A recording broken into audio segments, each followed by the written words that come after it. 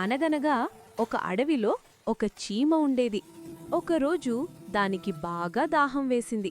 నీళ్లు తాగడానికి అది ఒక నది ఒడ్డుకు వెళ్ళింది. నీళ్లు తాగుతుండగా ప్రమాదవశాత్తు కాలు జారి నదిలో పడిపోయింది.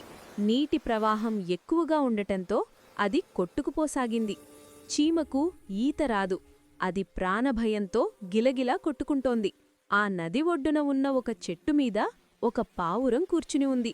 అది చీమ నీటిలో మునిగిపోవడం గమనించింది. చీమను ఎలాగైనా కాపాడాలనుకుంది.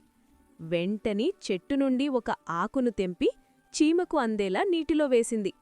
చీమ కష్టపడి ఆ ఆకుపైకి ఎక్కింది.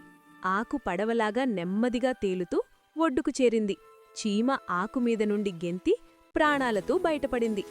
తన ప్రాణం కాపాడిన పావురానికి మనసులోనే కృతజ్ఞతలు చెప్పుకుంది. కొన్ని రోజుల తర్వాత ఒక వేటగాడు ఆ అడవికి వచ్చాడు.